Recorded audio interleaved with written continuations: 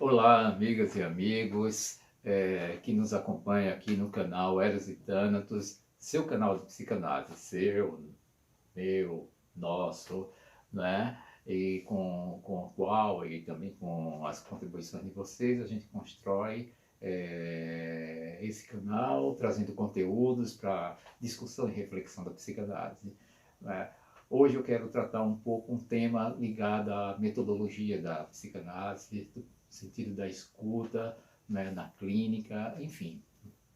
E pedir a vocês, né, caso gostem do vídeo, dê o like, né, visualizem, falem para amigos, parentes, colegas de trabalho, de escola, a respeito desse canal, que ajuda a que a gente possa crescer, né, fazendo inscrição e, consequentemente, o YouTube identificando o interesse no canal e mais pessoas poderem acessar. Né? Esses últimos dias foram muito bons, assim, teve muita gente visualizando, né? E também muita gente que deu like, pessoas que se inscreveram. Isso é bom, isso é um movimento bom, porque aí a gente vai trazendo mais conteúdo, vai trabalhando mais o nosso canal, enfim, tá? Bom, hoje eu queria trazer uma coisa muito importante da metodologia da psicanálise, da prática clínica da psicanálise, né? Que diz respeito como funciona um pouco esse processo de escuta nossa. A psicanálise tem um elemento muito importante, porque a psicanálise ela trabalha com um operador que é o significante, né? E o significante é uma definição que eu gosto muito de significante de Juan Davinaz, um psicanalista argentino, há muito tempo radicado na França, há muitos anos radicado na França. E o Juan Davinaz diz uma coisa muito interessante a respeito de significante, né? Ele diz que o significante é aquilo que a gente nunca se previne dele. O significante nos pega pelo pé, né? Nós não conseguimos nos prevenir do significante. Nós só lidamos com o significante. Aí, grifo aqui uma posição de Lacan, que trouxe esse elemento para a prática psicanalítica, para o entendimento da psicanálise a partir da definição de que o inconsciente é estruturado como uma linguagem. Então, o significante a gente só lida a partir na expressão francesa, é après coup, ou seja, não só depois. A gente só pode falar do significante, a nossa prática clínica está estruturada dessa maneira a partir do momento que o significante se pontificou-se, se estrutura, funciona, opera, não é? E com isso a gente não pode fazer, por exemplo, na psicanálise uma clínica profilática, uma clínica preventiva. Né? A nossa clínica é em torno daquilo que é deixado pelos significantes, ou como dizia Freud, pelas representações, os traços minêmicos que vão se constituir representações e que na operação de Lacan os significantes. Com isso tem uma coisa muito importante.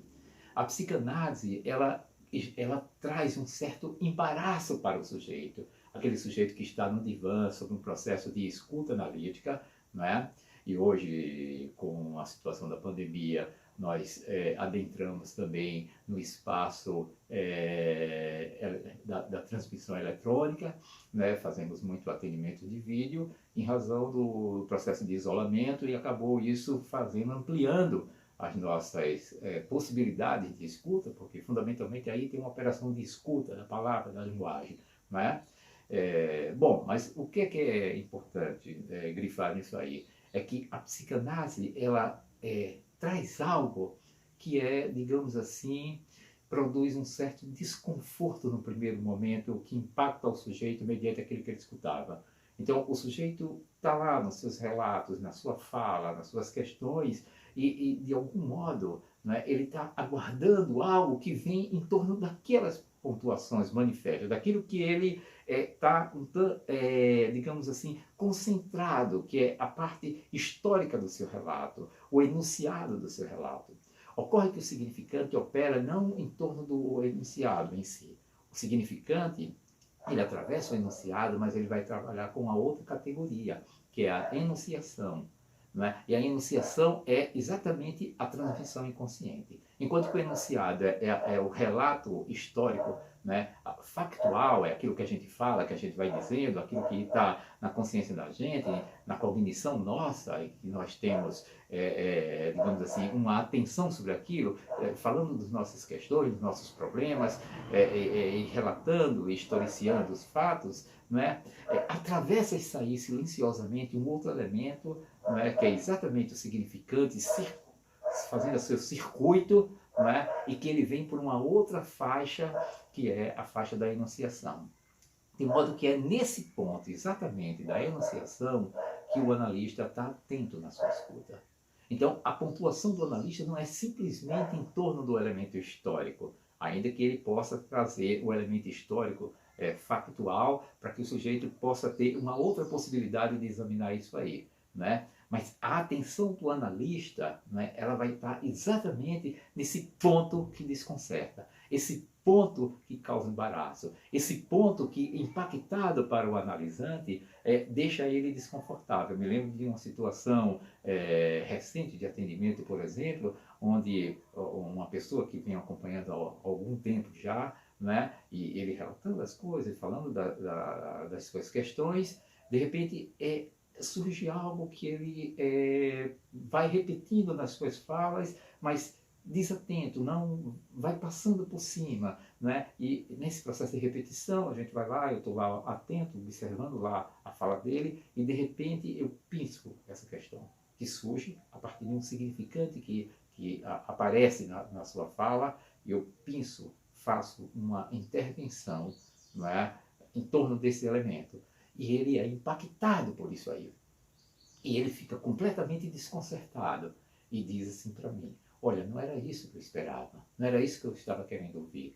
Mas de tal maneira ele fica impactado por essa coisa que ele começa a fazer assim todo um movimento, não é? No sentido de poder se deparar com essa coisa que assustou ele no primeiro momento, não é? E assustou por quê? Porque essa intervenção veio exatamente do ponto onde ele não esperava. E é isso que caracteriza o processo psicanalítico. A gente opera muitas vezes em torno daquele ponto onde não é esperado. É aquela estação que você não previa, não é?